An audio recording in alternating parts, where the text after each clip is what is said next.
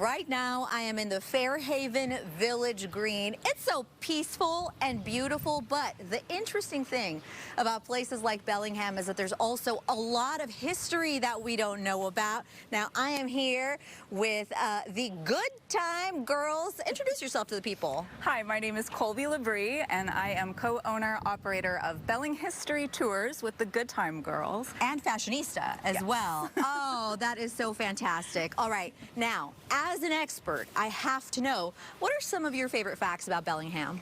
Well, I mean, I love all the old Wild Westy history, which is concentrated here in Fairhaven for sure. This is our most haunted hotspot, and those tours, our spooky tours, are definitely our most popular, so that's probably my favorite history. So what I love is that you have sort of different types of tours depending on your interest, okay? Some of them get a little spicy. Is that right? Yes. Yes, we have our Sin and Gin tours. Oh, boy. Which are brothels and saloons and that kind of real Wild Westy history here. Which very cool. There's a lot of here in Bellingham and in the Northwest. Very interesting. The things you didn't know. Okay, but today we are going to take a little bit of an abbreviated version of your gore and lore tour. Is that right? Yes, gore and lore. Okay, so I have to know, where do you love to take the people on this tour just to spook them enough? Yeah, we just kind of do a little tour around Fairhaven. Every single building here in Fairhaven has ghost stories, but we do tell true crime and just other kind of local legends with a spooky flavor. So we just do kind of a loop around and go into Bellingham's most haunted building. Excellent. Now, you were telling me that there's sort of these markers that you look for. Tell me about those. Yeah, there's a bunch of historical markers placed around in Fairhaven in the sidewalks, and there's 50 of them or more total up and down Harris Avenue. But we use a lot of those on our tours, and a lot of them have very sensational little tidbits on them. Oh. Here is where we had unknown dead men displayed in the 1890s and early 1900s, and that's pretty straightforward. If they didn't know who he was, you know, they didn't have ID, so the coroner would embalm him and then prop them up right here on the corner. Talk to me about the most haunted building you were telling me about. Yes, so that's Sycamore Square, just up on the corner of 12th.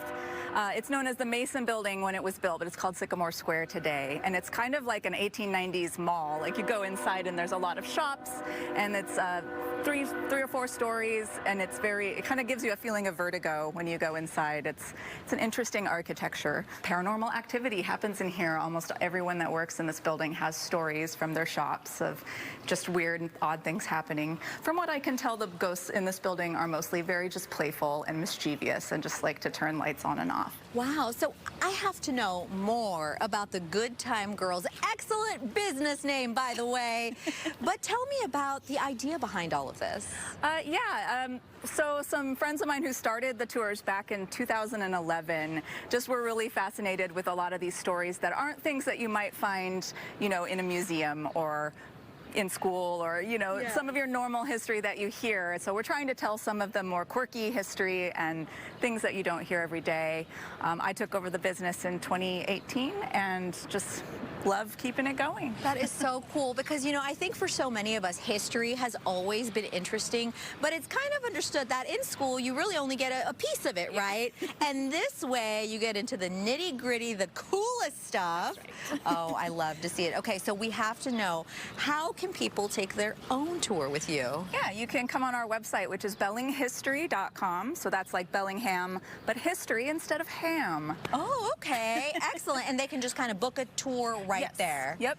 Okay, but this isn't just for people who are driving in from out of town. I feel like locals could get in on this too. Oh yes, we get lots of locals as well. I mean, everyone who comes on our tour said, I never knew this about my town.